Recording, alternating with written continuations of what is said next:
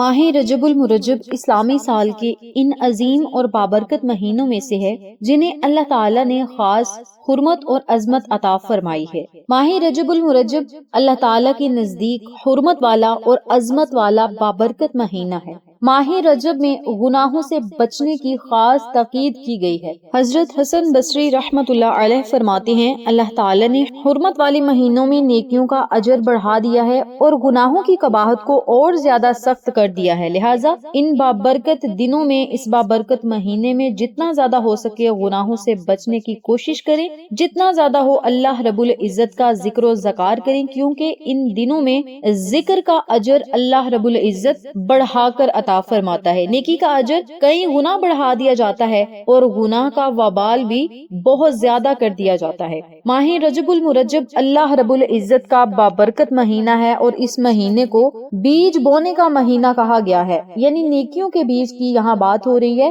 نیکیوں کا بیج بونے کا مہینہ ہے اور رجب خصوص بالخصوص اللہ تعالیٰ کا مہینہ ہے۔ اور رجب کے مہینے میں جو بندہ اللہ رب العزت کو خاص ناموں سے پکار کر اپنی دعائیں اللہ کے حضور رکھے گا تو رب تعالیٰ کی رحمت آپ کی طرف متوجہ ہو جائے گی، اور پھر جو بھی آپ مانگیں گے، جو بھی آپ کا مقصد ہوگا، حاجت ہوگی، مراد ہوگی، پریشانی ہوگی، بارگاہ عالیہ میں ضرور جائے گی اور اللہ رب العزت اپنی نورانی محلوق میں آپ کا ذکر کریں گے اور اپنے فرشتوں کو حکم دیں گے، اے فرشتوں، اس بندے کی فلاں حاجت ہے اسے پورا کر دو، فلاں پریشانی ہے اسے ختم کر دو، جو بھی یہ بندہ مانگتا ہے اسے عطا کر دو۔ اور جو شخص ماہ رجب المرجب میں اس بابرکت عمل کو کر لیتا ہے، اس بابرکت تسبیح کو پڑھ لیتا ہے، ماہ رجب المرجب کے مہینے میں اللہ کا ذکر کر لیتا ہے، رجب المرجب کے بابرکت مہینے کی قدر کر لیتا ہے، وہ رمضان کی برکتوں سے کبھی محروم نہیں رہتا۔ رجب کی برکتیں بھی مل جائیں گی، شعبان المعظم کی برکتیں بھی مل جائیں گی، اور رمضان المبارک میں تو ویسے ہی اللہ رب العزت کی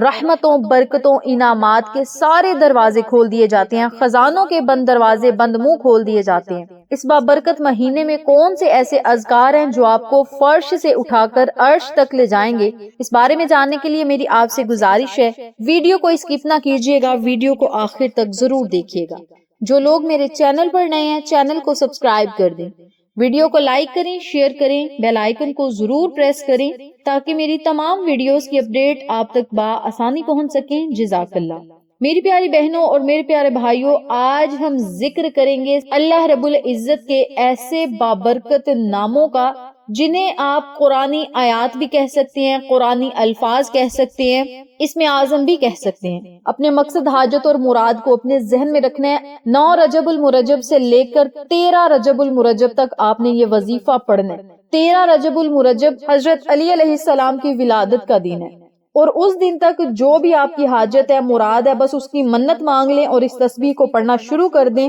انشاءاللہ بفضل خدا 13 رجب تک آپ کے حق میں جو بھی بہتر ہوا رب تعالیٰ وہ فیصلہ ضرور کرے گا۔ سب سے پہلے آپ نے وضو کرنا ہے۔ وضو کرنے کے بعد آپ نے اپنے دماغ میں، اپنے دل میں نیت کر لینی ہے، جو بھی آپ کا مقصد ہے، حاجت ہے، مراد ہے، اس کی نیت کریں۔ 7 مرتبہ درود ابراہیمی پڑھنا ہے۔ درود ابراہیمی پڑھنے کے بعد آپ نے 313 مرتبہ یا حیو یا قیوم کن فیکون،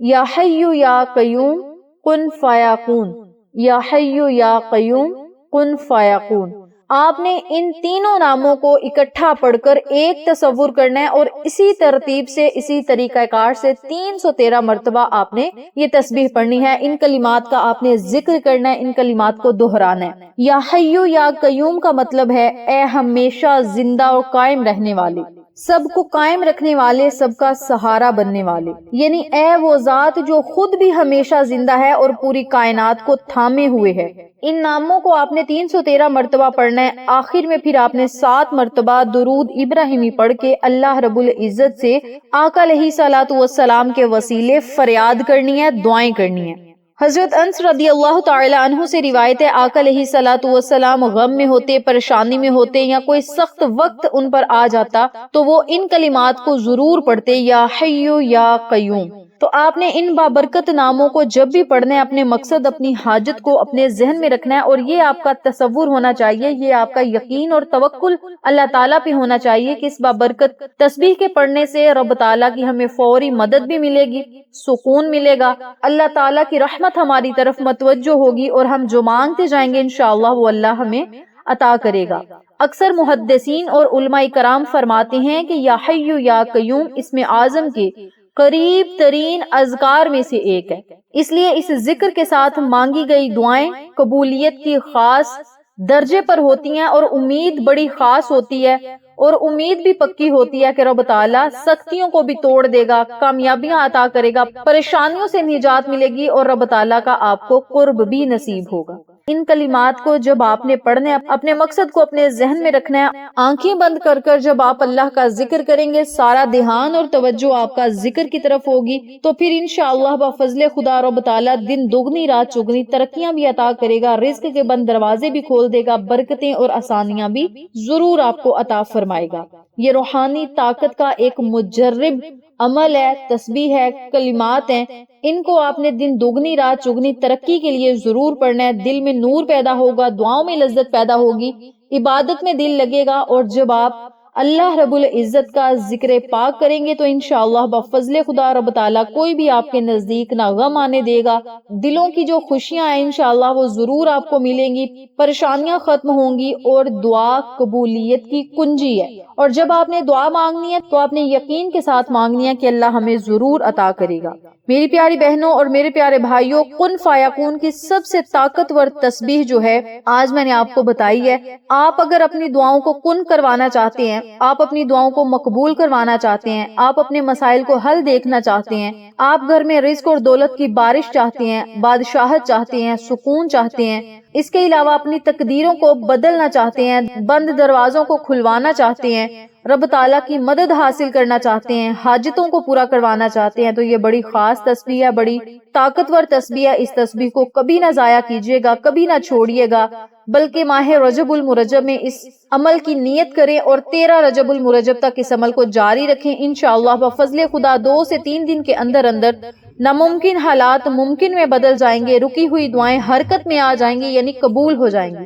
حالات بدلنے لگیں گے، اور اللہ کے حکم سے آپ کو ہر وہ چیز ملے گی جس کی آپ کو ضرورت اور طلب ہے۔ اس تسبیح کو، اس عمل کو آپ خود بھی کریں، اپنے پیاروں کے ساتھ ضرور شیئر کریں تاکہ تمام لوگ اس وظیفے سے مستفید ہوں، ہم سب کو صدقہ جاریہ کا ثواب ملتا رہے۔ انشاءاللہ پھر کسی نئے وظیفے یا اچھی معلومات کے ساتھ آپ کی خدمت میں حاضر ہوں گے، تب تک کے لیے اجازت دیں، اللہ نگہبان۔